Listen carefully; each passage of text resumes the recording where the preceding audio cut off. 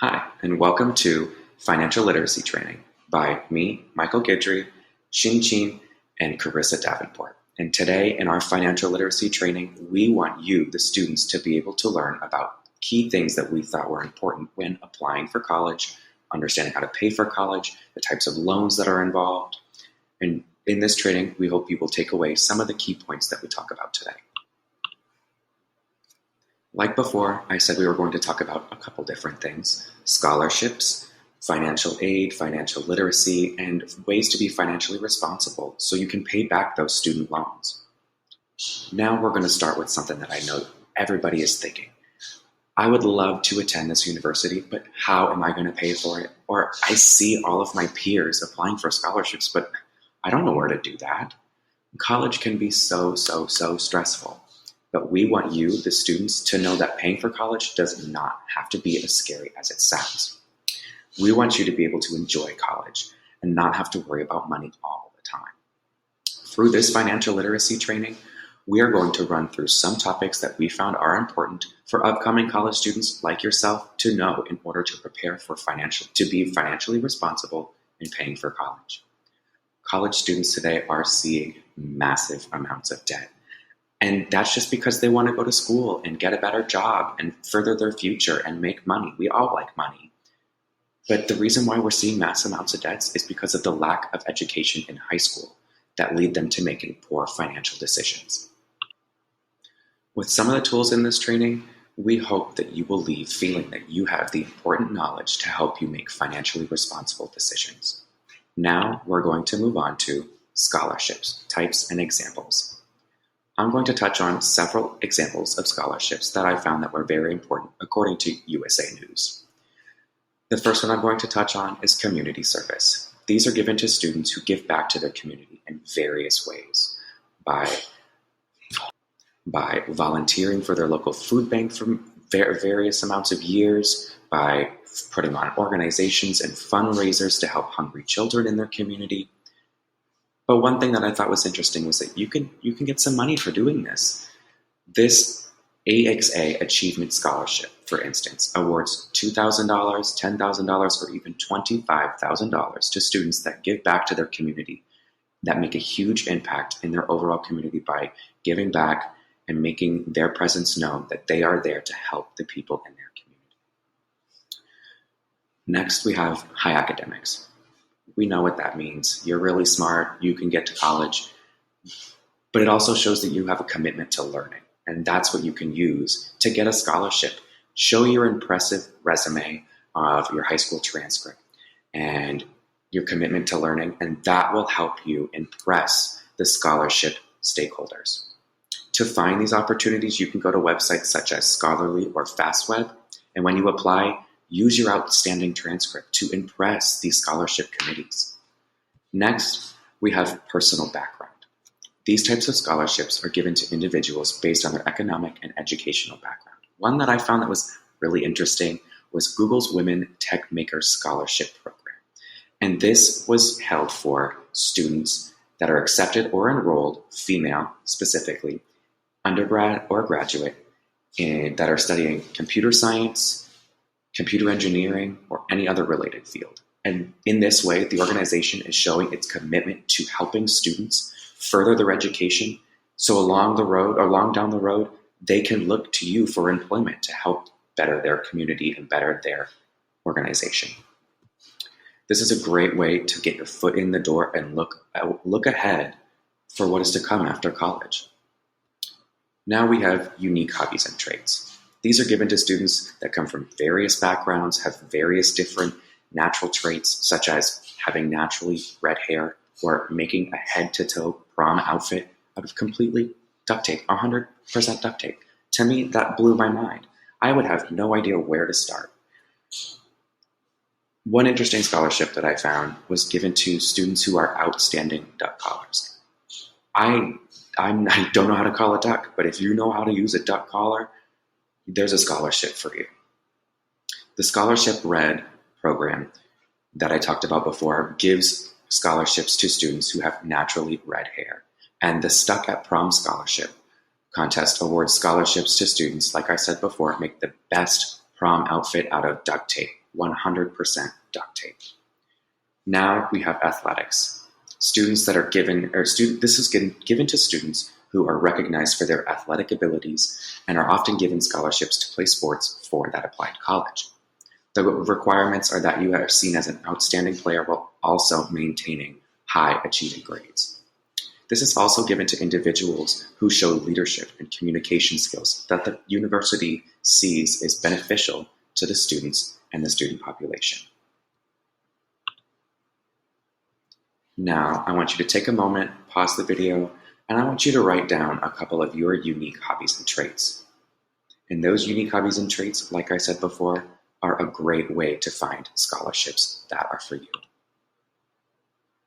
Right here is the link that you can use to find those scholarships.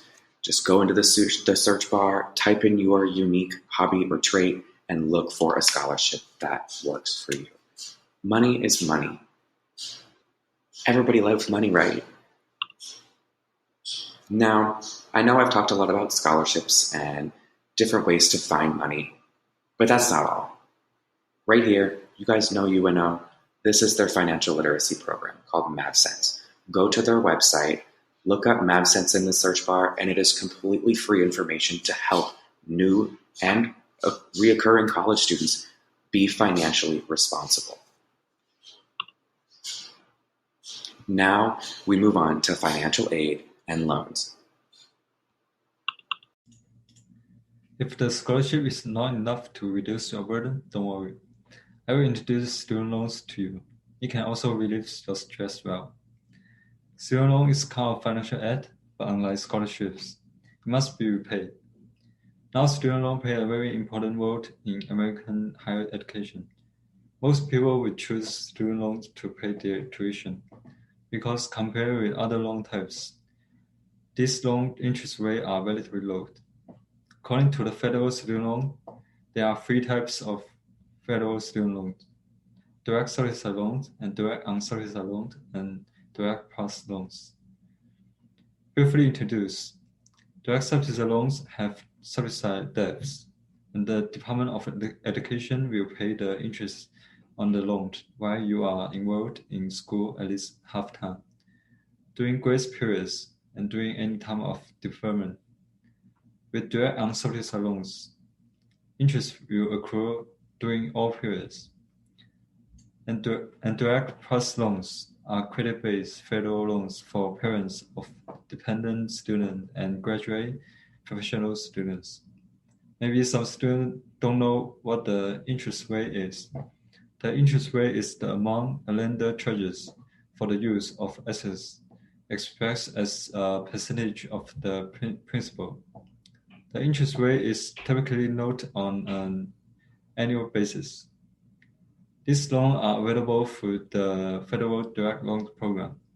Since federal loans offer different benefits than private student loans, you should always explore them first.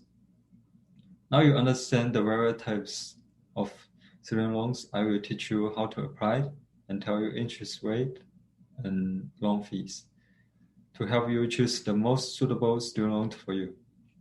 First, you need to prepare and apply for federal student loans 3 weeks in advance to ensure that you have enough time. Then apply for federal student loans. You must first complete and submit the free application for federal student aid form. Based on your results on the FAFSA form, your university or vocational school will send you a financial aid proposal, which may include federal student loans. Your school will tell you how to accept all or part of the loans. Before you receive the loan funds, you will need to complete enrollment counseling, which is a tool to ensure that you understand your loan repayment obligations and sign the promissory note and agree to the loan terms. According to the Federal Student Aid, taking 2019 as an example, the interest rate of direct subsidized federal loans and direct unsubsidized federal loans is about 5%. and their loan fees are about 1%.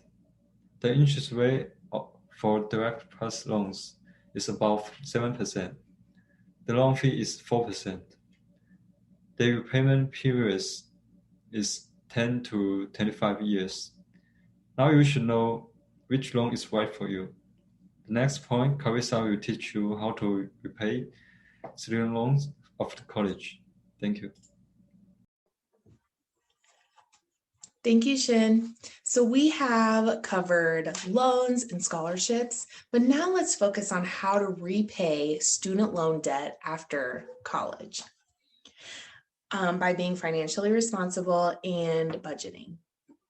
I know that paying for student loan debt after college may seem like forever away, but if you learn these habits, you'll be better off later. Small actions and habits that you can start doing now to help you in the future are being organized, welcoming change, and being honest and self-disciplined. So get organized, make payments a priority, and utilize calendars and planners to keep track of paydays, due dates for bills, deadlines, and important dates. Change is inevitable and is happening all the time. Depending on your situations throughout life, your spending habits may have to change from time to time. We have to be honest with ourselves when it comes to income and expenses. If there is a loan payment due like in between pay periods, make sure it's written on your calendar and you're setting aside that money and not spending it. I like the definition of self-discipline. From the American Heritage Dictionary, it is training and control of oneself and one's conduct, usually for personal improvement. It just helps remind myself that when I am being self-disciplined, it is for my personal growth. There are many ways to budget, and each person and household has their own style. It's a system that's altered to you. A budget can help when repaying that student loan debt, but also for everyday life. We will focus on Donna Rosato's 3 steps for basic budgeting, and they are know your income, track your spending, and identify your wants and needs. So number 1, know your income. If you have a job on or off campus, understand when those pay periods are. There may be some of you who receive a refund check from your loans or scholarships. If that is your one source of cash flow for the entire semester, create a plan on how that money will be spent or saved before receiving the money. This is one thing that I really wish I would have done my first year of college. Number 2 is track your spending. So when forming a budget, we need to keep it realistic and true to ourselves. So compile a list of your expenses from the past few months to see where you're spending your money. This will help to categorize how much money you'll need in each place, like books, food, water, etc. And it will show you how much money is being wasted on little things that add up over time. Number 3 is identify your wants and needs, and this is probably the hardest part. We can justify almost anything if we really want to, but keep with the basics, and for practice, you can pause right now and write a list of your wants and needs.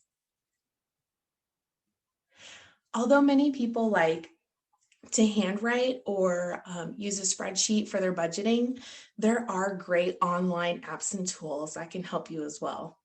There's a program called My Classroom Economy, and it looks like an awesome financial literacy tool that is free to teachers and students. The link will be provided. If you have a bank account or you plan on setting one up, most provide a free online app with a budgeting platform that is easy and safe to use. In conclusion, we understand that learning finances may seem pointless at this point in your life, but believe us when we say we wish we would have started these earlier.